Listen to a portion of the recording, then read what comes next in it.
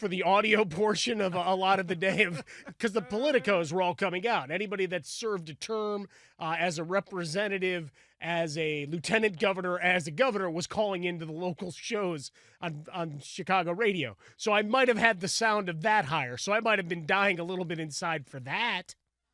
So I didn't necessarily hear Scott Hamilton. I didn't necessarily hear the violin start to tell the tales of these Olympians. I mean, I'm crying, and Alyssa Liu wins, and even like the skaters who came in second and third are crying because they're happy, and I can't get over how happy people are to not win, and still I can hug somebody right away. And they go to Scott Hamilton in the studio, and Mike Tirico says, "Scott, what'd you make of Alyssa Liu's performance?" And Scott Hamilton goes, "Mike, I don't know what to say." Like, that's exactly what I'm like right now. I don't know what to say either, but I'm sitting on my couch, and you're on television.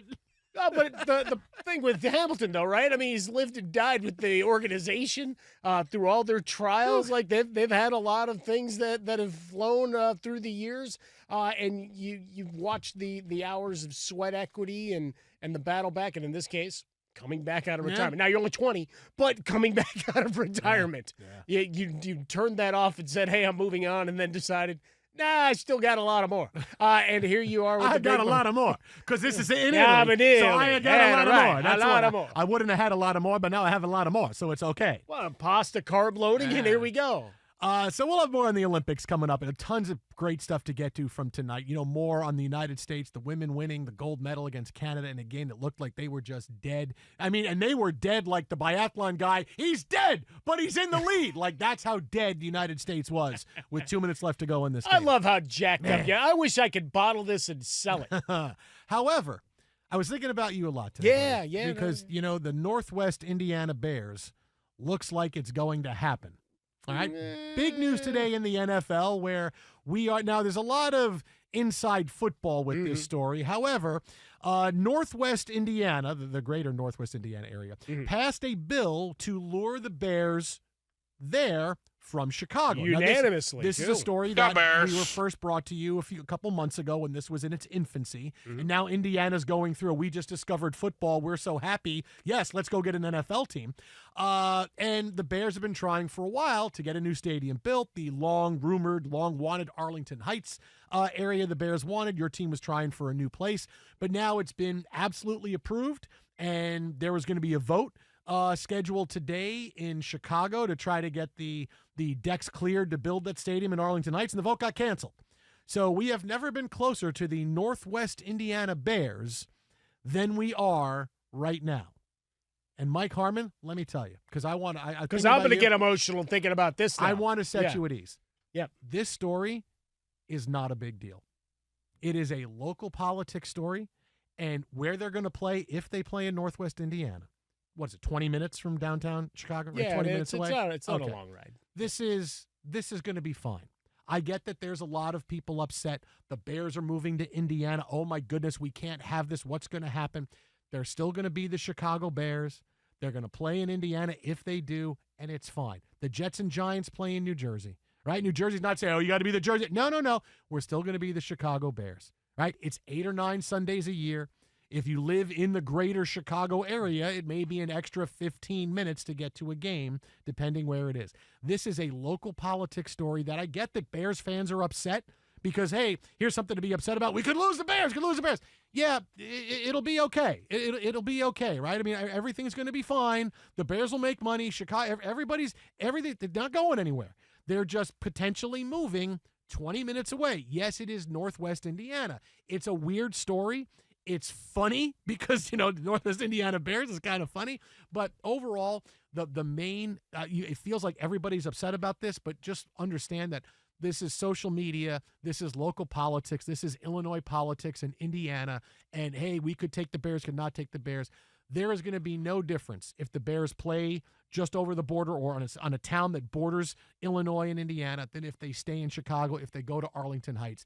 You will be fine, buddy. Everything, the sun will come up. The Bears will play football. They'll have the same uniforms. They're not going to all of a sudden, hey, you have to play Fernando Mendoza, and you got to get Signetti coaching the team. All that stuff's not going to happen, right? Everything is good. The Bears will play. The world will move on, and it's not going to be that big a deal. Again, the Jets and Giants play in New Jersey. No one's not going to the Jets-Giants games because they play in New Jersey. No one's doing that. Everybody, I want to tell you, everything's going to be fine. Yeah, it's a lot of fun with the politics and business of football, which interests me probably more so than I think anybody that we work with and around and everything. I love the minutia and the battling, and I'd love to be sitting there with a bucket of popcorn to watch the holdings of each of these legislatures. Right, for Indiana, they've already cleared the path for, hey, we're going to need to take over this many homes and buy your land. Okay, we're going to need to do this, and they've plotted it all out. The Bears, I guess, with the state, according to all the politicos, had great conversations yesterday, and then the Bears said, you know what, we don't want to meet again today because we got a couple of things we'd like to tweak before we continue this. In other words, we got concessions, and now it's a game of politics and negotiation. Look, Soldier Field, I cried the first time I was on Lakeshore Drive after they did the famous let's put a toilet bowl over the top of what Soldier Field is. Mm-hmm. The columns are still there, the historic structure that you may remember if you're of a certain age before the spaceship was put up. But once you get inside, pretty nice stadium, pretty good. Yeah. They don't own it. Yeah. It's the thing that's lost, right? The locals understand this in Chicago, but again, I reiterate as the guy, the expat, this Park District owns it. So they get nothing when Taylor Swift and insert concert week-long stays, tractor pulls, how the field is used. They get nothing. They get a bad field that gets guys hurt and where guys don't want to come play for the Bears.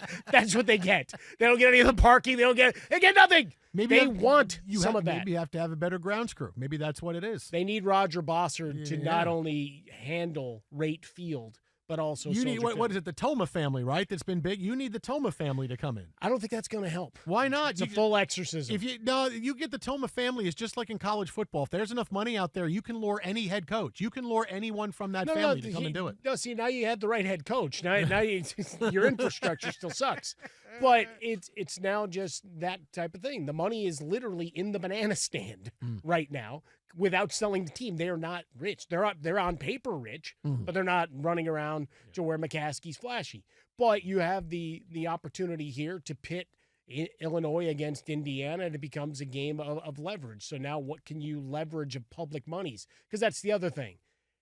Play with other people's money. I know it's not the winning structure from some of the studies, but having a football team there has a lot of ancillary value. So they don't want to lose it. This is still on the 25-yard line with a bad kicker. No matter what happens, it will be fine. Even if it's a double doink, it will be fine. The Chicago Bears but they have will to change still be the theme Chicago song. Bears. As Patrick Quinn, former governor, said, he goes, hey, they're the pride of joy in Illinois. Yeah, Chicago Bears, bear down. On the border of Illinois and northwest Indiana. And okay, Allegheny Worth.